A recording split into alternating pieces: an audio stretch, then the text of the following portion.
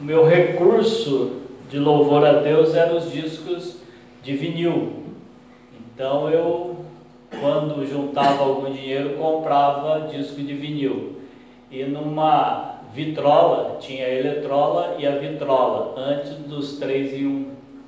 Então numa vitrola, estéreo, 2 alto-falantes como tampa, eu ouvia essas músicas. E essa é uma música que sempre mexeu comigo. Jesus no Getsemane é algo que move o meu coração, seja para entender o sofrimento, seja para não praticar atos errados, ou seja, para entender um pouco do quanto ele sofreu em favor de todos nós.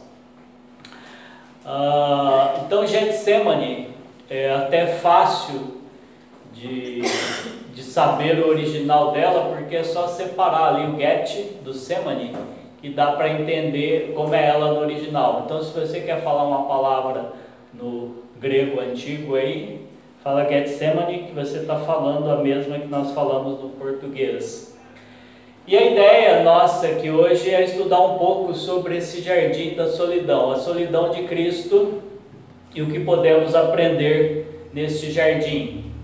Eu, quando estive aqui à frente falando sobre Davi e Absalão e a fuga dele, no PowerPoint daquele dia tinha essa imagem, que é a imagem de quando Davi sai de Jerusalém, que Absalão está tentando ali tomar a cidade, o trono. Ele sai, atravessa esse riacho, o vale de Cedron, ou de Cedron, e vai em direção ao Monte das Oliveiras. Então é o mesmo percurso de hoje. Nós vamos relembrar um pouco os últimos dias de Jesus, né? O fechamento do plano de Deus na reta final nos últimos dias de Cristo. Jesus, lá em Mateus 26, 18, os irmãos não precisam ficar preocupados em abrir, ele está falando com os discípulos para irem preparar a Páscoa. Então ele dá todas as coordenadas certinhas para que os discípulos achem, e ele fala, no final ele fala uma frase, né? O meu tempo está próximo, está abreviando, está acabando aqui com vocês na terra. A conclusão daquilo que começou lá no Jardim do Éden está finalizando agora no Jardim do Getsemane. Em Lucas 23, quando Jesus está carregando aquele madeiro onde ele vai ser crucificado, tem algumas mulheres que estão à beira do caminho ali seguindo, né? Muita gente seguia, uns que eram seguidores dele, outros que estavam se alegrando com aquela situação, ele iria ser sacrificado. O versículo 27 diz que seguiam numerosa multidão de povo e também mulheres que batiam no peito e o lamentavam. Porém Jesus, voltando-se para elas, disse: Filhas de Jerusalém, não choreis por mim, chorai antes por vós mesmas e por vossos filhos, porque dias virão em que se dirá: bem-aventuradas as estéreis que não geraram nem amamentaram. Nesses dias dirão aos montes: caí sobre nós, e aos outeiros: cobri-nos, porque se em lenho verde fazem isto, que será do lenho seco? E também eram levados outros 2 que eram malfeitores para serem executados com ele. Então, nesses dias, o plano final está sendo executado. Jesus já está indo para ser crucificado, e ele tem essa passagem com essas mulheres. Algumas choravam intensamente pela separação, outras talvez recebessem para chorar, era muito comum naquela época. Mas ele diz: porque se em lenho verde fazem isto, que será do lenho seco? Foi garantido, é garantido para nós que esse plano funcionou. em Atos 2, versículos 22 e 24,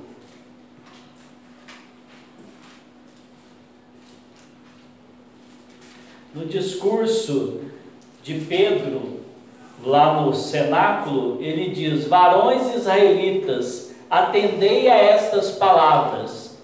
Jesus o Nazareno, varão aprovado por Deus diante de vós, com milagres, prodígios e sinais, os quais o próprio Deus realizou por intermédio dele entre vós, como vós mesmos sabeis, sendo este entregue pelo determinado desígnio e presciência de Deus, vós o mataste, crucificando-o por mãos de iníquos, ao qual, porém, Deus ressuscitou, rompendo os grilhões da morte, porquanto não era possível fosse ele retido por ela.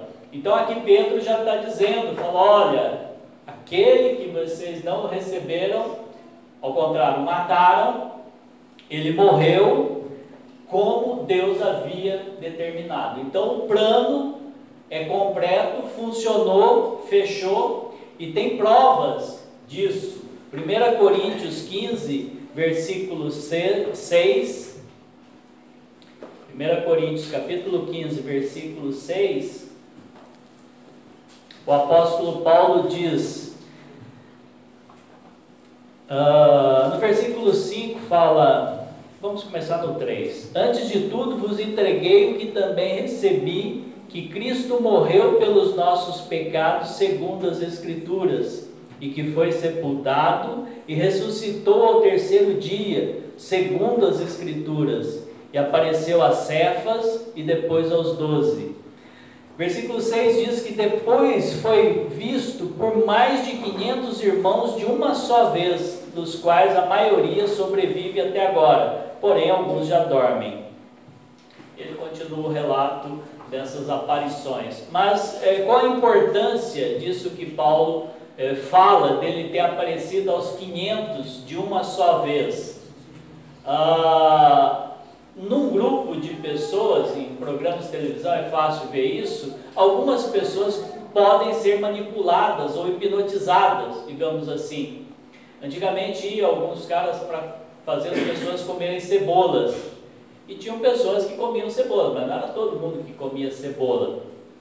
Então quando Paulo diz aqui que apareceu para 500 pessoas de uma só vez, ele está dizendo, olha, não dá para enganar 500 pessoas de uma vez só. Então ele ressuscitou, ele foi morto, todos vocês viram, ele ressuscitou, e a prova que nós temos que ele não estava enganando as pessoas, é que ele apareceu a 500 de uma só vez. Então essa é uma prova notável de que isso que aconteceu com Jesus foi verdadeiro e era um plano de Deus. E nos últimos dias, antes dele entrar naquele jardim do Getsemane, ou da agonia, como eu chamo hoje, nesse estudo, ele já estava passando por algum momento de agonia, né? Anteriormente ele já vinha sofrendo algumas pressões normais dos acontecimentos. Ele via, não só por ser Deus, mas ele via coisas acontecendo que ele fazia, ou entendia que a cada dia mais aquele momento se aproximava e era um momento de muito sofrimento. Alguns textos, aqui em Lucas, que é o texto que eu estou seguindo, né? Ele não vai falar que Jesus foi ungido em Betânia, mas tanto Mateus quanto Marcos ou João vai dizer que Jesus foi ungido por uma pecadora, e ele retruca quando Judas reclama daquele desperdício, dizendo que aquela era a preparação para o que iria acontecer. Então é um fato que já leva ao entendimento de que aqueles dias estão próximos. Isso foi quase uns 10 dias antes.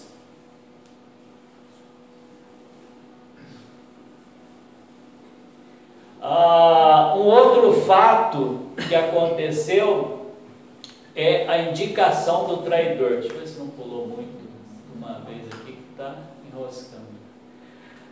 foi a indicação do traidor. Judas foi quem traiu Jesus. Ele, de alguma forma, se deixou corromper, a Bíblia diz isso, né? E ele acaba aceitando o dinheiro daqueles líderes para entregar Jesus Cristo. Nem todos os líderes conheciam Jesus ou tinham facilidade, talvez, para aprender Jesus. Mas Judas sabia não só o caminho correto para fazer isso, como conhecia pessoalmente a Jesus. Há um relato bíblico que diz que numa das oportunidades que eles estavam tentando pegar Jesus, ele acaba saindo pelo meio da multidão e eles não conseguem pegá-lo. E Judas é o cara que vai resolver essa questão. Então ele aceita o dinheiro para entregar Jesus. E no momento em que eles estão juntos, onde ele é indicado,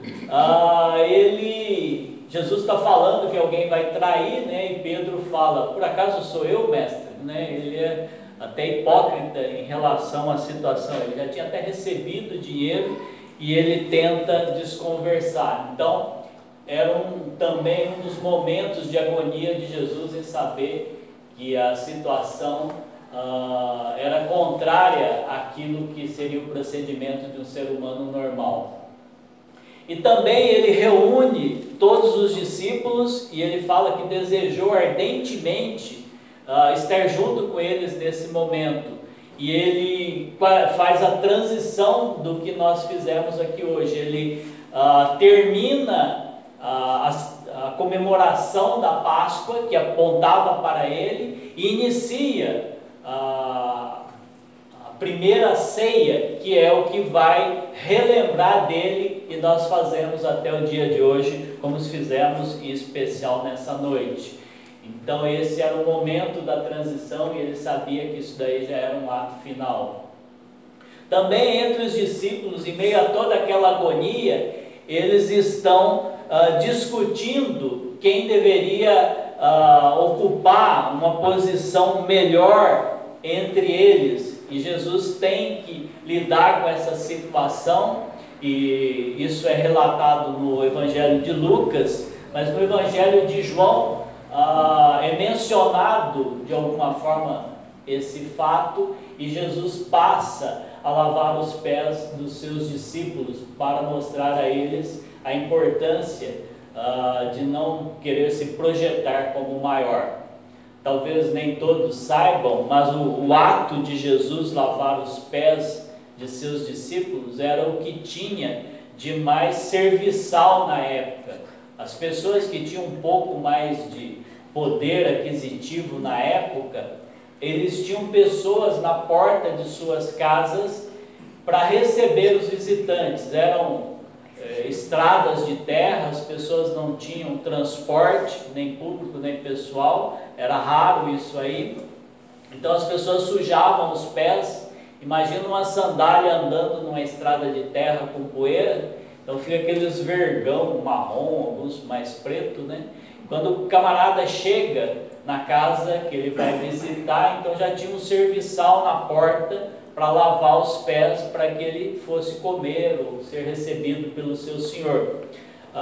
Quando os irmãos leem aquela passagem da transformação de água em vinho, que fala que tinha algumas talhas, né, alguns potes com água, era justamente para essas ocasiões que ficava essa água ali, para quando chegava uma visita. Então Jesus, quando ele lava os pés dos discípulos, né, depois apóstolos, ele está ensinando a condição que cada um deve se enxergar, que não é para se projetar mais do que deve ser. Tanto é que quando ele chega perto de Pedro, Pedro tenta refutar para que Jesus não lavasse os pés dele. Mas Jesus fala que se não lavar não entra no céu, aí ele já quer tomar banho. Também nessa sequência, Jesus avisa a Pedro, né, que ele vai trair a Jesus Cristo. Versículo 31 de Lucas 22 diz que: Simão, Simão, eis que Satanás vos reclamou para vos peneirar como trigo, Eu, porém, roguei por ti para que a tua fé não desfaleça. Tu, pois, quando te converteres, fortalece os teus irmãos. Então, Jesus não só diz que ele vai ter uma condição privilegiada, como responde quando ele questiona, né? Ele, porém, respondeu: Senhor, estou pronto a ir contigo, tanto para a prisão como para a morte. Mas Jesus lhe disse: afirmo-te, Pedro, que hoje 3 vezes negarás que me conhece, antes que o galo cante. Então, estas circunstâncias todas estavam no caminho de Jesus nesses últimos dias. Ele via situações acontecendo que abreviavam mais o instante da crucificação dele. E é nesse instante que ele sai da onde ele está, lá tomando a ceia com os seus discípulos, e vai rumo ao Jardim das Oliveiras. Era algo que ele fazia com alguma frequência, não era algo novo no dia a dia de Jesus. Ele fazia isso no final de noite para ter um tempo de oração, às vezes junto com os seus discípulos. E ele indo para esse local, é o que nós vamos ler agora no versículo 39. E saindo, foi como de costume para o Monte das Oliveiras, e os discípulos o acompanharam.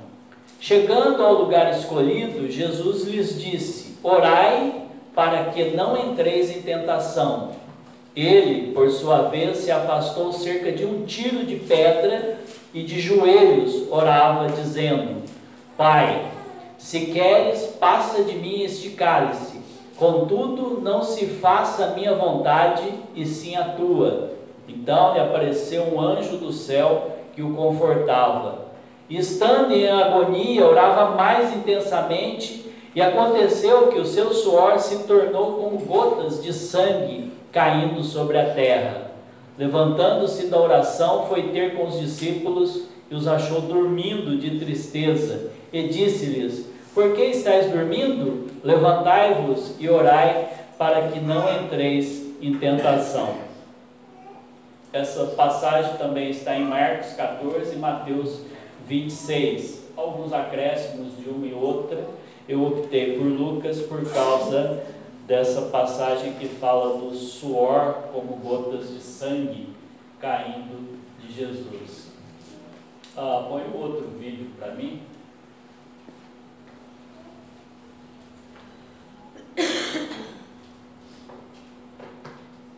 Esse vídeo que eu vou colocar agora é o que era esse Getsemane. Getsemane era um lagar onde se faziam azeite. Hoje de manhã o irmão Luiz Carlos falou da prensa para se tirar o azeite, e depois de 11 prensas é que tirava o azeite. Então a azeitona é jogada nesse pão, e essa pedra vai moendo essa azeitona, e depois de moída,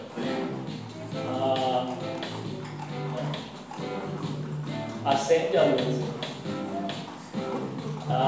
Depois de moída, ela é colocada nesses sacos, e eles são empilhados, e uma prensa, um peso, vai fazendo com que esses sacos espremidos vão saindo do azeite. Depois de 8, de 8 prensas, aí sai o azeite que era usado na consagração de serviços a Deus. Os outros eram utilizados para o cotidiano. Então esse Getsemane, o local que Jesus vai, ele já tem um nome sugestivo, prensa. E Jesus na realidade vai ser prensado neste local. Vamos aprender então alguma coisa no jardim do Getsemane, ou no jardim da solidão. Exemplo do que os crentes não devem fazer no jardim da solidão. O texto diz que ele vai com seus discípulos, deixa alguns discípulos a uma certa distância, e leva com ele 3 desses discípulos para que fiquem com ele um pouco distante daquele grupo maior. E depois ele ainda vai sozinho um pouco mais à frente, aonde ele começa a orar. E nesta oração, a hora que ele termina essa oração, alguns evangelistas vão dar um relato maior, ele volta e encontra os seus discípulos dormindo, né? Então, nessa situação que ele encontra, o que nós podemos aprender é que há fragilidade nos melhores crentes, aqui no caso os discípulos. Os discípulos eram pessoas que estavam com Jesus já há 3 anos, aprendendo o maior intensivo da história em termos bíblicos. Tudo que Jesus falou, eles estavam com Jesus. Então o conhecimento que eles poderiam adquirir era bem grande.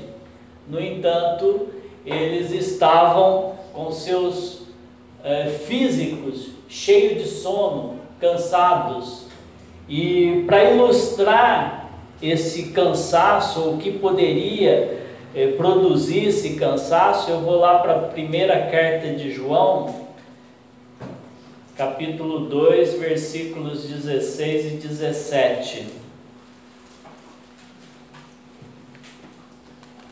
Porque tudo que há no mundo, a concupiscência da carne, a concupiscência dos olhos, a soberba da vida, não procede do Pai, mas procede do mundo. Ora, o mundo passa bem como a sua concupiscência. Aquele, porém, que faz a vontade de Deus, permanece eternamente. Eles estavam carregando consigo, nesse cansaço, nesse sono, tudo que a carne produz. Apesar de estarem próximos de Jesus fisicamente, eles estavam muito distantes daquele momento que Jesus estava vivendo, que era um momento de sofrimento. E é importante nós observarmos isso, principalmente pelo exemplo que nós tivemos nessa semana, onde uma moça acabou tirando a sua vida aqui na cidade. E essa moça, ela é de um contexto evangélico. Ela inclusive fez CBI na turma minha lá no PNL. Não lembro quantos estavam lá, mas ela teve lá fazendo CBI. Então era alguém que procurava de alguma forma se entender das coisas de Deus, digamos assim. E no momento de fraqueza, nessa semana, ela acabou tirando a própria vida. As interpretações, as razões, as motivações que a levaram a fazer isso não interessa para nós. O que interessa para nós é que nós não podemos estar dormindo quando uma pessoa está sofrendo. Eu estou usando o caso dela, eu realmente não tenho, eu sei quem é, né? Mas não faz parte do meu ciclo de amizade. Mas pode ter muitas pessoas no meu ciclo de amizade próximas de mim, às vezes passando por situações difíceis, e às vezes eu estou cansado demais, dormindo demais, e não estou atento a situações assim. Os discípulos estavam assim em relação a Jesus. Mas Jesus é Jesus, eu sei que Jesus é Jesus, mas estavam sofrendo do mesmo jeito, por minha culpa e pela sua culpa. Ele está pronto a entregar a vida dele para nos resgatar. E esse sofrimento é por causa disso que os discípulos não atentaram para isso. Então nós temos que estar atentos para que as circunstâncias, as concupiscências que o mundo oferece não nos torne cegos, cansados, cheios de sono. Pensando em sono, às vezes o dia a dia, ele traz canseira e ele traz vontade de faltar alguma atividade, não estar junto com alguns irmãos. Isso pode ser a mesma situação que ocorreu com os discípulos. Eles estavam com o coração vazio de piedade. Eles não tinham um sentimento preenchido em relação ao sofrimento de Cristo. lá em Efésios 3, versículos 16 a 19,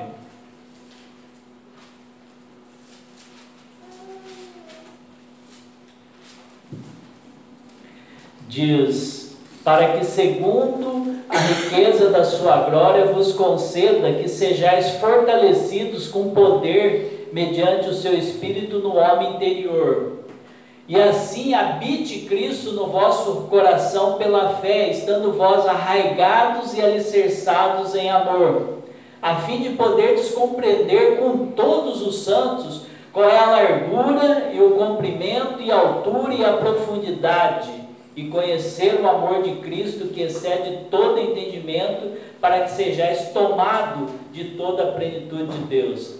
O coração dele estava vazio de entendimento do propósito de Deus para não só a vida deles, como para a nossa também. Eles não estavam entendendo nada que acontecia, e era o acontecimento mais importante e o melhor para a redenção da humanidade. O perfeito acontecimento estava prestes a acontecer, e eles não entenderam isso. Coração vazio de piedade, não tiveram sentimento, não entenderam o que estava acontecendo, estavam próximos, mas ao mesmo tempo muito distante de Cristo. Agora, se tem o lado ruim daquele jardim da solidão, mesmo em meio a tanto sofrimento, é possível obter exemplo do que devemos fazer ou extrair desse jardim da solidão. Primeiro, fazer o que Jesus fez: afaste-se. Muitas vezes temos que ir para um canto e de joelhos ore. Essa é a receita principal da vida do crente. Há muitos assuntos, há muita conversa, há muita coisa que não interessa para o crente. Às vezes o crente tem que afastar, ir para um canto, ora a Deus. Estão acontecendo, está brigando na política, no futebol, batendo no jogador, o cara que devia cuidar. Fulano está fazendo isso na cidade, o outro. Afaste-se, siga o exemplo de Cristo. Mesmo dos que podem parecer os melhores, às vezes são os piores, podem trazer más situações, ficar muito envolvido com pessoas que às vezes mais trazem fofoca do que sentimento cristão. Afaste, vá para o seu canto, de joelhos, ore a Deus. Quando orar a Deus, revele abertamente seus desejos e não esconda o que está causando aquela ansiedade, por menor que seja, do seu Pai Celestial. Derrame o coração, fale a verdade para Deus, não omita. Deus já sabe, Ele só quer a sua gratidão de se colocar diante dEle, entendendo que Ele é o maioral na sua vida. Então abra o coração, derrame, no linguajar bem popular, vomite diante de Deus aquilo que você está sentindo. Não adianta esconder de Deus. Jesus Cristo, quando Ele fala: Pai, se queres, passa de mim esse cálice, contudo não se faça a minha vontade, sim a tua. Ele sabe que Ele veio exclusivamente para isso, mas Ele abre diante de Deus. Olha, não está fácil.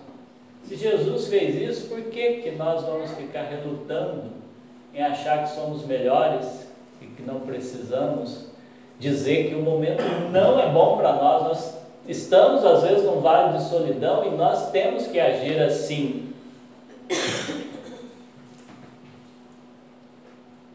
Considere a agonia do Senhor Jesus, as gotas de sangue no seu suor e todas as misteriosas aflições que sofreu no corpo e na mente, descrita nesta passagem. Entenda, eu disse para vocês que desde os anos 80, começo dos anos 80, eu ouço essas gotas de sangue que caíam de Jesus, esse sofrimento intenso dele. E eu, por muitas vezes na minha vida, em situações que eu tive que ter um alento assim, eu vou para essa passagem. Jesus estava lá derramando aquele suor em forma de sangue por minha causa, pelo que eu fiz hoje, pelo que eu posso fazer amanhã. Nós somos humanos, nós erramos toda hora. Não dá para dizer, hoje eu passei um dia intenso, mesmo que eu passei o dia inteiro estudando. O pensamento meu voa e vai mais longe do que eu possa imaginar ou segurar ele. E nessas escapadas, o meu pensamento mostra o quanto eu sou humano e pecador. E é importante que eu retroceda e relembre daquele jardim do Getsemane, no Monte das Oliveiras, de Jesus clamando a Deus: se possível, tira de mim essa situação, porque eu não quero sofrer pelo que o Joãozinho está fazendo ou deixando de fazer. É importante nós pensarmos e agirmos não como se fossem coisas que acontecem no dia a dia. A ceia do Senhor é a lembrança do sacrifício que Ele fez para nós, e que nós dizemos que acreditamos, e que isso é a garantia de que nós vamos estar com Ele.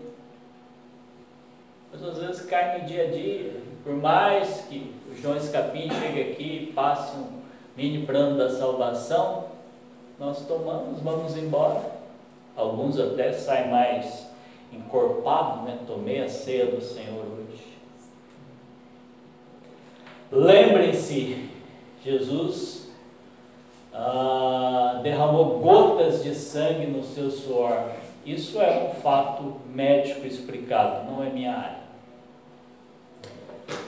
Às vezes a situação é difícil, espere pelo consolo.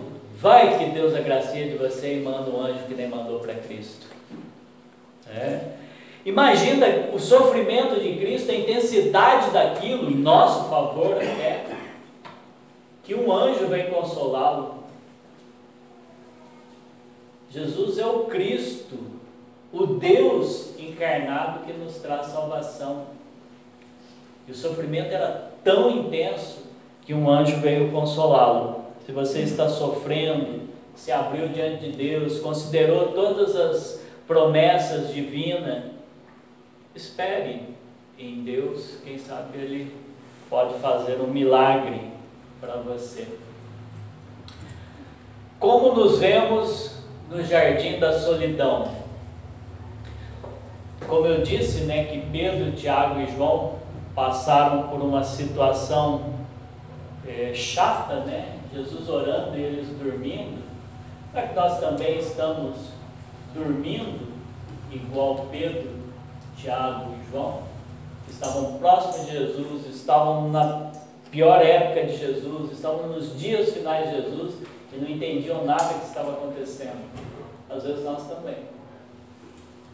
Às vezes nós vimos a igreja, participamos, tomamos a ceia, choramos às vezes, mas no fundo estamos dormindo, desatento àqueles que estão próximos de nós, e esquecemos de contar as maravilhas que Deus trouxe para nós como salvação.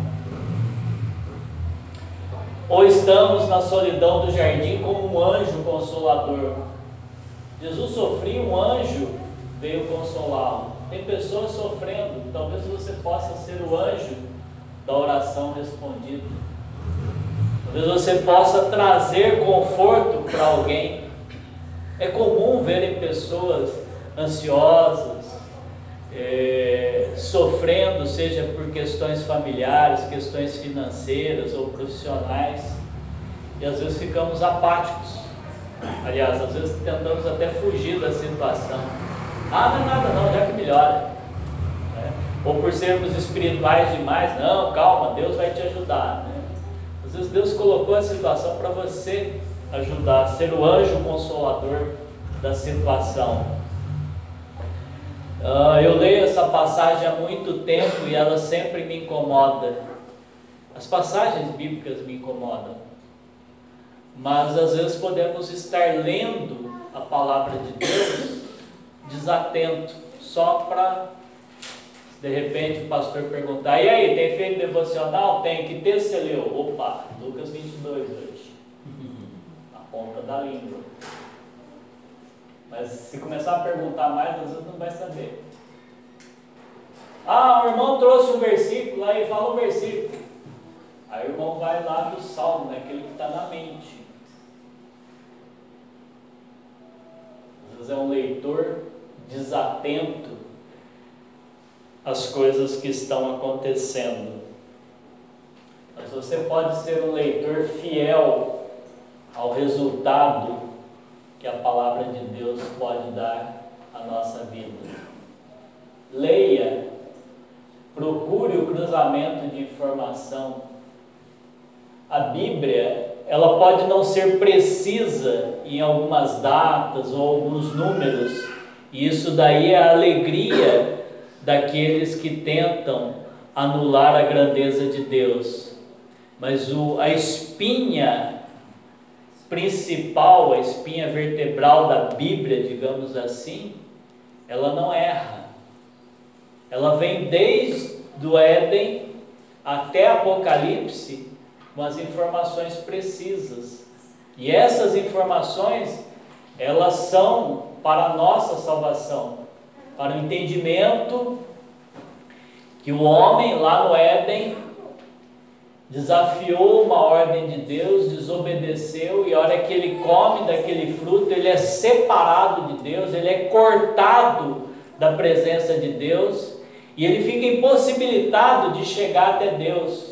E todos os homens que nascem daquele Adão, nascem nessa condição, separados de Deus.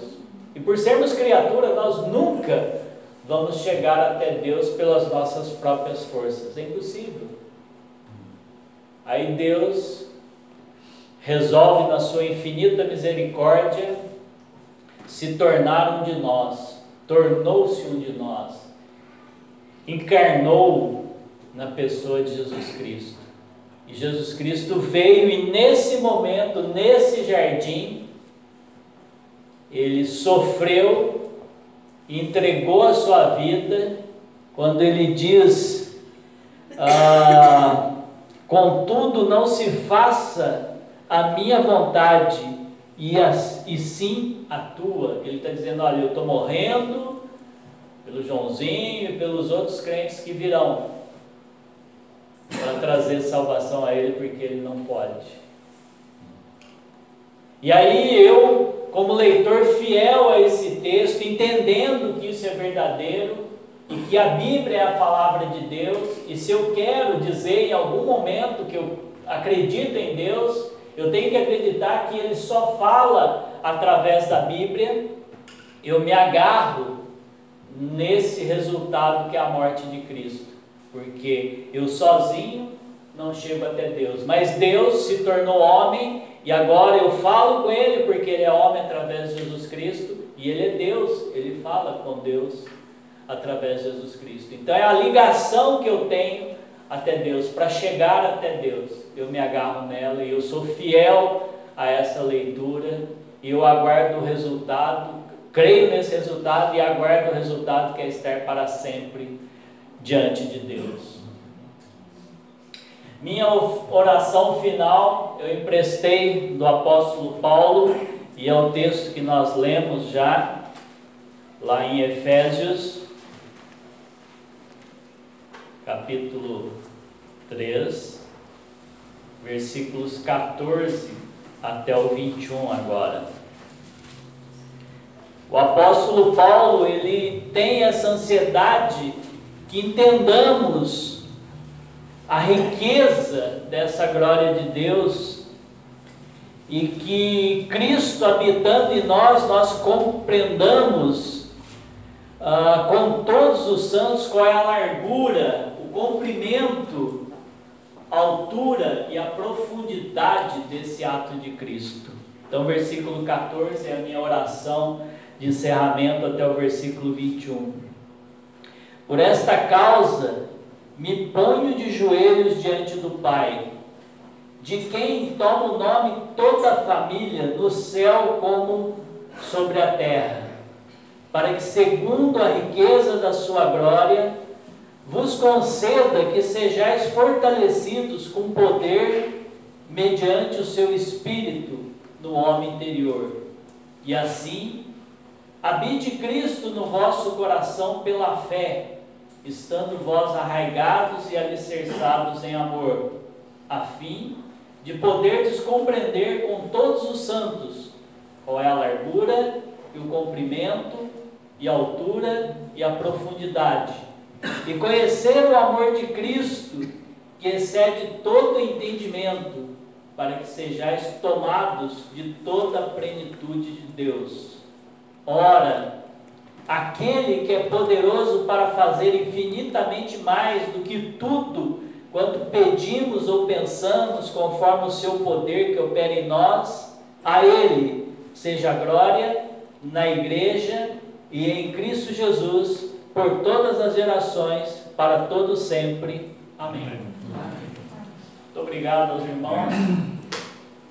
E esse sofrimento de Cristo em nosso favor incomode a cada dia mais a cada um, não só para a glória pessoal diante de Deus, mas também para a proclamação do Evangelho àqueles que ainda não creram.